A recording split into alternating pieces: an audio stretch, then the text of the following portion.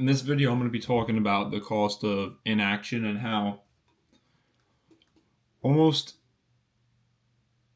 being someone who's hesitant and not acting and taking no action, of course, inaction, is one of the major, if not the most prevalent things that kills success of other people. Now, I'm mentioning this because I've always been someone who's been trying to grow. Obviously, I played D1 as a true freshman, and I've been trying to expand my reach in what I do. And I feel like this makes me think back to when I was a kid trying to play Division I football a little bit. And I didn't have a problem with trying to work hard because I was trying so many things to go play at the next level.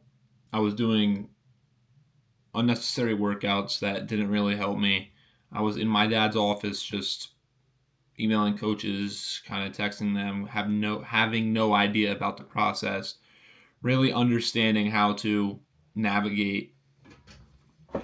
And I was taking action. I thought I was taking action, but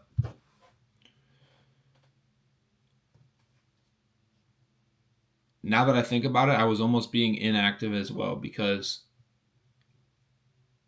what I consider being active and what you guys hopefully learn being considered active is moving the needle closer towards achieving your goal, because anything else besides taking steps and taking actions that are moving the needle and moving you closer to achieving your goal is just wasted movement, wasted energy, wasted time. That's something that's very, very important as well, because time wasted is time that you can't get back. And time that you can't get back means that there's only a set amount of time left in order to achieve your goal. I talked to a lot of athletes in the DMs, and I was where they were once, looking for external help. And unfortunately, I didn't have access to what athletes have today. What I can give to my athletes today through coaching them online and the quality and all the information that I can give them, I didn't have that access. But there's so many athletes in today's day and age that claim they're working very hard with their team workouts. They claim they're working very hard with the things that they're doing outside of team workouts, and they have track and they have these other things going on, but in reality, they're not taking any action at all, because the things that they're doing are the bare minimum, and they're not doing anything differently, more efficiently, that's helping them move the needle towards their goal. And I talk to some of these kids in the DMs, and they rely on their hard work. And I've made so many videos on my channel about this over and over and over again, because it takes on average 7 times for a individual to see something for it to really stick. 7 times. And I hear them in the DMs just saying how they claim they're working hard. And obviously, if you're watching this, I coach individuals.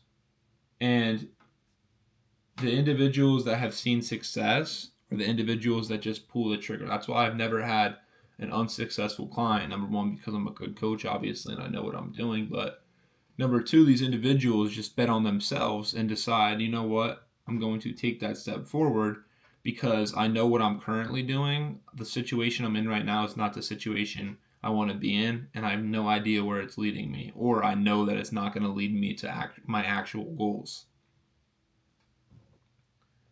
And my clients are successful because these are the guys who are in the same exact situation as a lot of guys in those DMs. And they go to their parents and they're like, you know what, like I actually want to play D1 football, and I just want to lay it out there and see what's possible. And every family that I've talked to gets resourceful because they see the value in actually moving the needle. And that fundamental difference between those athletes who just sit there and go, but I'm working hard, but I have this, but I have that, but can't actually look at it for the reality of what it is, that they have 0 D1 offers, or they don't have as many D1 offers as they want, and that they're consistently selling them short. Something that's very prevalent in the DMs when I message kids is, and that really hurts me, honestly. It doesn't hurt me, like I don't go to bed and cry about it, but when I hear kids give me a BS answer back, like, hey bro, what's your goal? Trying to see if I could help kids. Also kind of testing them to see what type of athlete really are you, right? Can I even help you? Do you have a shitty mindset that I can't really help? Obviously, I help my guys with mindset and all that jazz, but there's like a certain type of animal that you need to be able to play at that high level. And it hurts me when I see like these kids like, yeah, maybe play D3, D2, try to get a scholarship, or maybe I'll play like at my local low level D1 team and this and that. And then I'm like, brother, like, let's be real. Is that really what you want? Is that your actual goal? And they're like, yeah, it would be cool, but, and I'm like, bro, just be upfront with me. Like, what's your real goal? Oh, I want to go to LSU. I want to. So why are we cutting ourselves off? It's because we say we're working hard on the surface level, but we're working hard for the goals that we've minimized for ourselves in order to think that we're working hard. I'm going into my junior year. I'm going into my senior year. I'm going to say I want to go to my local FCS school, or maybe my local MAC school, my G5 school.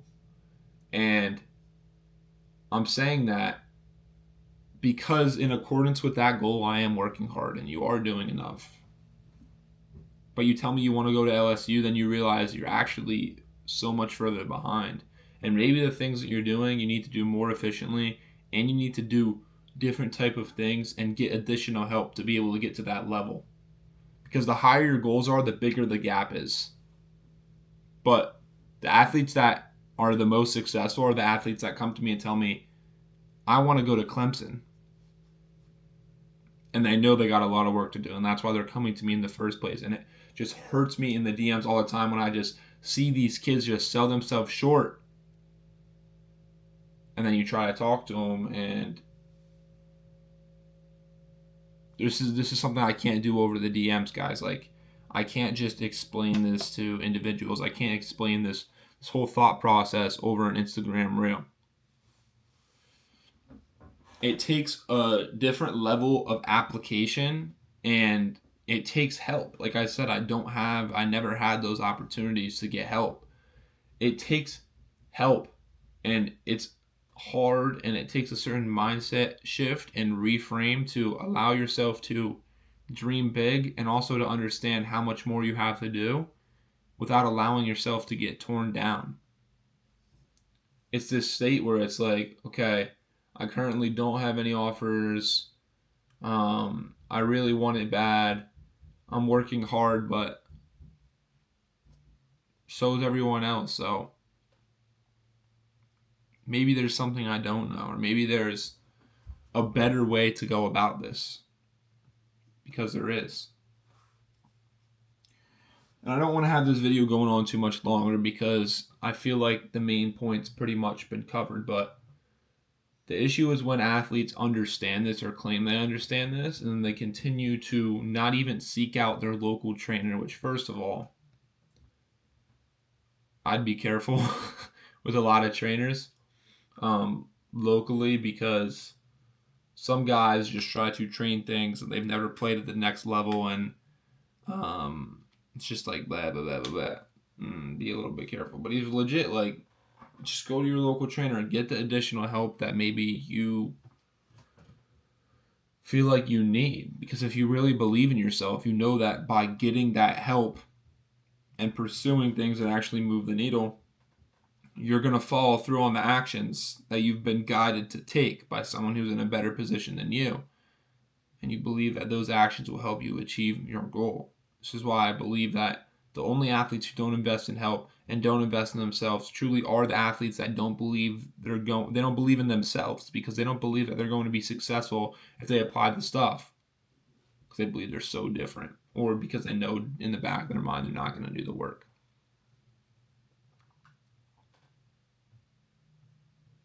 The cost of inaction is greater than the reward, because by continuing to do the same cycle over and over and over and over that 98% of other guys do, just relying on your team stuff and continuing to put effort towards things that don't move the needle,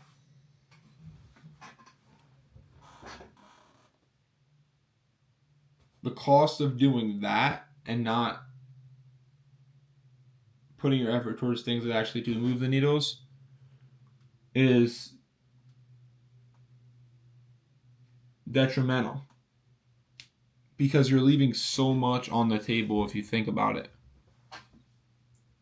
It's like trying to nail a square peg into a round hole.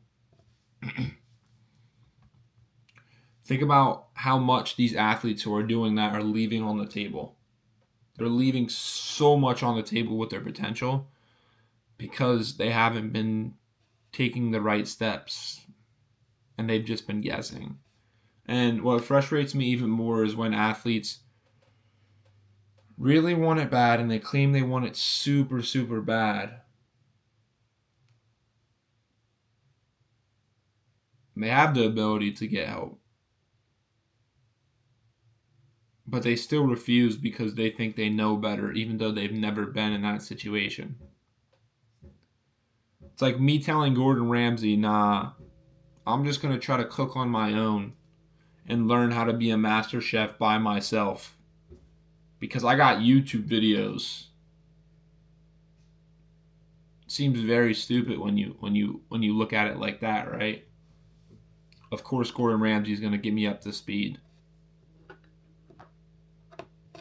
Obviously. But athletes don't treat it like that with their recruitment, their development, and just their journey into earning offers. And think about how long, if I was just trying to watch YouTube videos over and over and over and trying to become the best chef, would I make progress? 100%. I would make progress.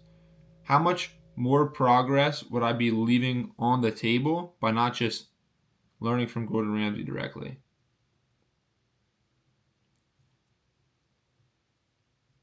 How much more would I be leaving on the table? Would I get there 10 times faster or 20 times faster? Versus just trying to figure it out all on my own. Because I've never been a master chef. And guess what? If I continue to go down the cycle, I might also burn out because I'm doing so much misdirected shit. Watching YouTube videos. Oh, you cooked the broccoli, chicken, whatever the hell I'm cooking like this, whatever. It doesn't really taste good. Over and over and over and over, and you're wasting so much time and you're wasting so much effort when you could just figure out exactly how to do it. Do you think if I, coming from no cooking experience, or my buddy, whatever his name is, let's say John, side by side was trying to become the best chef possible, and we had 1 year to do it, and he learned from Gordon Ramsay every day and I learned from YouTube, by the end of it, if they gave us scores, Buddy would probably double my score and blow me out of the water. It sounds so simple. It sounds so easy, but still.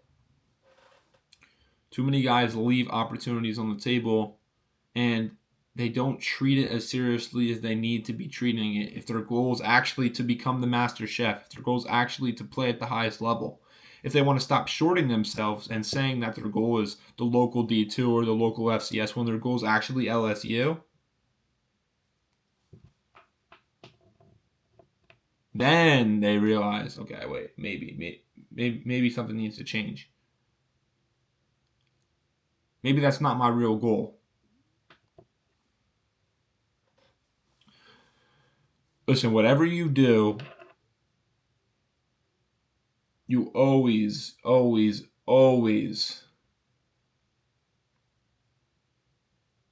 need to be refining your actions and taking a look at your decisions and what you're currently doing.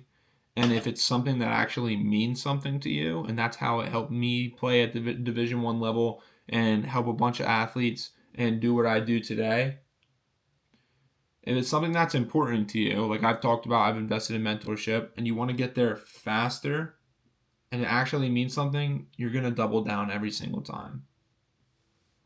Because it gets to a certain point where it's like, for me, I don't want to waste time with how many athletes I'm able to impact and where I want to be with my future goals and my success. And it's about just moving fast, and just betting on yourself. And unfortunately, for a lot of the athletes that I talk to in the DMs and that follow me and watch me, it's like they only have a set amount of games too, which makes it even more crucial. On average, you only have 40 games in your career. Freshman, you're probably not playing, 30 left. Maybe go to playoffs 1 year, add 5, you have 35 games. Sophomore year, let's say you're kind of in the rotation, or maybe you're starting. So we have 35 games in our career. If you go to playoffs like 2 years and go to second rounds for the 1 year and third the other year. 35 games. Your sophomore year is probably more of a developmental year. You're probably getting used to varsity football. If you're doing good, great. I did good my sophomore year, but this is kind of just getting in the weeds, just kind of experiencing it, figuring it out. So now what? If you go to playoffs still, you have 25 games left. Let's say you went to playoffs your sophomore year and played 2 games. You have 23 games left. 23 games to prove coaches at LSU, which is your actual goal if you're not selling yourself short, that you are that guy. And you need to get in front of them. You need to not only get in front of them, but have your film the right way so they know that you're that guy. You need to actually get on visits, build relationships with them, and stand out from all the other thousands of recruits. Learn how to turn those visits into offers and learn how to stack those offers and those momentum to earning more. From the outside, it sounds very simple, and I don't want to say the process is super simple because it's not. It sounds decently simple, but it's not easy. And a lot of people just are giving bad advice and so much misdirected guidance as well, which is even worse because there's so many bad coaches out there. There's so many bad coaches out there. I saw a coach on Instagram teaching his guys a false step, and he said that he played in the NFL, and he was teaching like high school kids this. Like teaching them, telling them, yo, false step, bro. Move like the foot. It was just like so like, it was so stupid. Like they weren't gaining any ground or there wasn't any reason for it. I don't know. It was just so stupid, but don't sell your guys. Don't sell yourself short.